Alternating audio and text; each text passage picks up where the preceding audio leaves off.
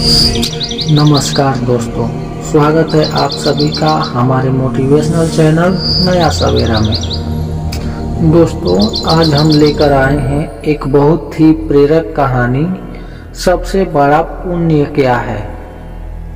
तो चलिए बिना देर किए कहानी को शुरू करते हैं। एक राजा बहुत बड़ा प्रजापालक था। हमेशा प्रजा के हित में प्रयत्नशील रहता था। वह इतना कर्मठ था कि अपना सुख ऐशो आराम सब छोड़कर सारा समय जन कल्याण में ही लगा देता था। यहाँ तक कि जो मोक्ष का साधन है अर्थात भगवत भजन, उसके लिए भी वह समय नहीं निकाल पाता था। एक सुबह राजा वन की तरफ भ्रमण करने के लिए जा रहा था कि उसे एक देव के दर्शन हुए।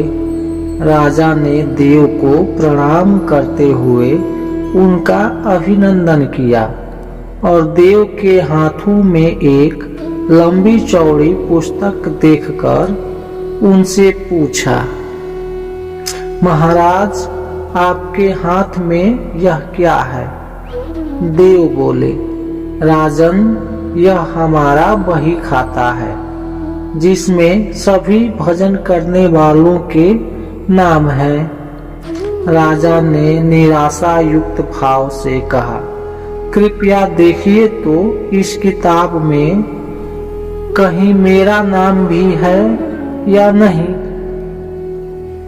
देव महाराज किताब का एक एक पृष्ठ उलटने लगे, परंतु राजा का नाम कहीं भी नजर नहीं आया।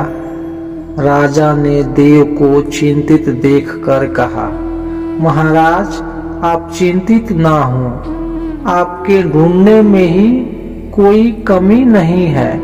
वास्तव में ये मेरा दुर्भाग्य है कि मैं भजन कीर्तन के लिए समय नहीं निकाल पाता और इसलिए मेरा नाम यहाँ नहीं है। उस दिन राजा के मन में आत्मग्लानि सी उत्पन्न हुई, लेकिन इसके बावजूद उन्होंने इसे नजरअंदाज कर दिया और पुनः परोपकार की भावना लिए दूसरों की सेवा करने में लग गए। कुछ दिन बाद राजा फिर सुबह वन की तरफ टहलने के लिए निकले तो उन्हें वही देव महाराज के दर्शन हुए। इस बार भी उनके हाथ में एक पुस्तक थी। इस पुस्तक के रंग और आकार में बहुत भेद था और यह पहली वाली से काफी छोटी भी थी। राजा ने फिर उन्हें प्रणाम करते हुए पूछा, महाराज, आज कौन सा बही खाता आपने हाथों में लिया हुआ है? देव ने कहा, राजन, आज के बही खाते में उन लोगों का नाम लिखा है जो ईश्वर को सबसे अधिक प्रिय है। राजा ने कहा, कितने भाग्यशाली होंगे वे लोग। निश्चित ही वे दिन रात भगवत भजन में लीन रहते होंगे। क्या इस पुस्तक में कोई मेरे राज्य का भी नागरिक है? देव महाराज ने बही खाता खोला और ये क्या, पहले पन्ने पर पहला नाम राजा का ही था। राजा ने आश्चर्यचकित होकर पूछा, महाराज, मेरा नाम इसमें कैसे लिखा हुआ है?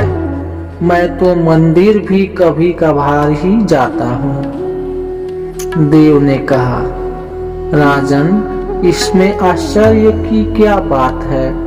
जो लोग निष्काम होकर संसार की सेवा करते हैं, जो लोग संसार के उपकार में अपना जीवन अर्पण करते हैं, जो लोग मुक्ति का लोभ भी त्याग कर प्रभु के निर्बल संतानों की सेवा सहायता में अपना योगदान देते हैं, उन त्यागी महापुरुषों का भजन स्वयं ईश्वर करता है।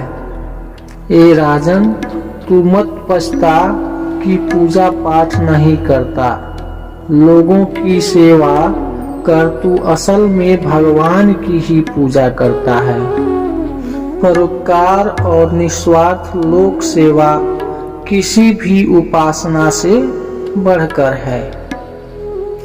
देव ने वेदों का उदाहरण देते हुए कहा, कुर्वन्नेवेह कर्माणि जिजीविषेत सततं समः एवं त्वयि नान्यथेतो अस्ति न कर्म लिप्यते नरे। अर्थात इस संसार में कर्म करते हुए ही मनुष्य को 100 वर्ष जीने की इच्छा करनी चाहिए। हे मानव, तेरे लिए इस संसार का ही विधान है, इससे भिन्न किसी और प्रकार का नहीं है। इस प्रकार कर्म करते हुए ही जीने की इच्छा करने से मनुष्य में कर्म का लेप नहीं होता। राजन, भगवान दीनदयालु हैं, उन्हें खुशामद नहीं भाती बल्कि आचरण भाता है। सच्ची भक्ति तो यही है कि परोपकार करो, दीन दुखियों का हित साधन करो। अनाथ, विधवा, किसान व निर्धन आज अत्याचारियों से सताए जाते हैं, उनकी यथाशक्ति सहायता और सेवा करो, और यही परम भक्ति है। राजा को आज देव के माध्यम से बहुत बड़ा ज्ञान मिल चुका था और अब राजा भी समझ गया कि परोपकार से बड़ा कुछ भी नहीं, और जो परोपकार करते हैं वही भगवान के सबसे प्रिय होते हैं। कहानी को अंत तक देखने के लिए आप सभी को बहुत बहुत धन्यवाद। कमेंट बॉक्स में आप बताइए कि आपको यह कहानी कैसी लगी और आगे आप किस प्रकार के कहानी श्रृंखला को सुनना चाहते हैं। कमेंट बॉक्स में कमेंट कीजिए। धन्यवाद।